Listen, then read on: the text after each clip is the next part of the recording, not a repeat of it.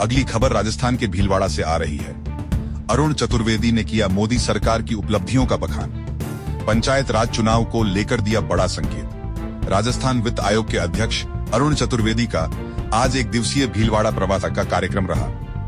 इस दौरान उन्होंने रेलवे स्टेशन के निकट धर्मशाला में संचालित स्वाभिमान भोज रसोई का अवलोकन किया। इस दौरान धर्मशाला प्रबंधक जगदीश मानसिंह का और जवाहर फाउंडेशन के कार्यकर्ताओं द्वारा उनका भव्य स्वागत किया गया। कोई भूखा न सोए की भावना के साथ शुरू हुआ स्वाभिमान भोज गत 5 वर्षों में लगभग 33 लाख लोगों के लिए मददगार साबित हुआ। इस दौरान चतुर्वेदी ने भोजन के टोकन भी बांटे और कार्यकर्ताओं के साथ स्वाभिमान भोज भी चखा। उसके बाद नगर निगम के हॉल में केंद्र सरकार के 12 वर्ष पूर्ण होने के अवसर पर केंद्र व राज्य सरकार की उपलब्धियां को दर्शाती हुई जिला स्तरीय प्रदर्शनी का मोली बंधन खोलकर विधिवत रूप से शुभारंभ कर प्रदर्शनी का अवलोकन किया। आपको बता दें कि प्रदर्शनी का मुख्य उद्देश्य सरकार की उपलब्धियों को जन जन तक पहुंचाना है। प्रदर्शनी में केंद्र एवं राज्य सरकार की प्रमुख योजनाओं जैसे प्रधानमंत्री आवास योजना, आयुष्मान भारत, मुख्यमंत्री निशुल्क दवा व जांच योजना सहित कृषि, शिक्षा और महिला सशक्तिकरण के क्षेत्र में हुए नवाचारों को प्रमुखता से दर्शाया गया। इसके पश्चात सर्किट हाउस में मीडिया से संवाद के दौरान वित्त आयोग अध्यक्ष अरुण चतुर्वेदी ने कहा कि पंचायती राज चुनाव की घोषणा जल्द ही की जाएगी। उन्होंने मोदी सरकार की 12 साल की उपलब्धियां बताते हुए कहा कि केंद्र सरकार की जन कल्याणकारी योजनाओं से गरीब तबके के व्यक्ति को फायदा मिला है। साथ ही महिला सशक्तिकरण और युवाओं को भी योजनाओं का लाभ मिला है। इस दौरान शहर विधायक अशोक कोठारी, भाजपा जिलाध्यक्ष प्रशांत मेवाड़ा और निवर्तमान महापौर राकेश पाठक सहित पार्टी के कई कार्यकर्ता मौजूद रहे। भीलवाड़ा से नवभारत समाचार के लिए संवाददाता लोकेश तिवारी की विशेष रिपोर्ट।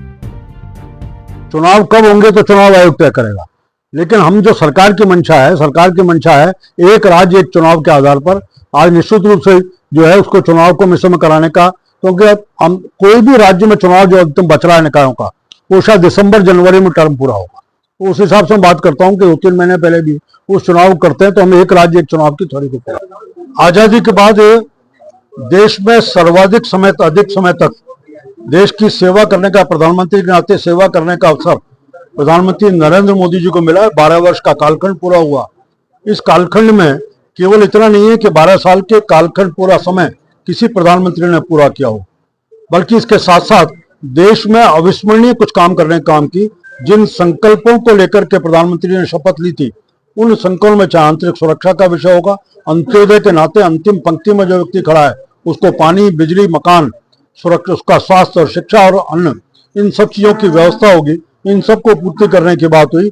आज व्यक्ति के लिए जन्म लेने के बाद उसको सरकार की तरफ से मकान, सरकार की तरफ से बिजली, सरकार की तरफ से पानी, सरकार की तरफ से स्वास्थ्य सुरक्षा, सरकार की तरफ से अनाज, शिक्षा के लिए फ्री फीस की व्यवस्था, इस तरह से पूरी व्यवस्था सरकार की तरफ से करने का काम हुआ है। आंतरिक सुरक्षा और बाह्य सुरक्षा पूरे देश को आश्वस्त है।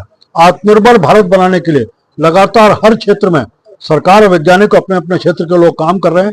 भारत दुनिया में आज एक बड़ी शक्ति के नाते निकल करके रहा है। नरेंद्र मोदी के नेतृत्व में 12 सालों में 140 करोड़ भारतीयों की उपलब्धि।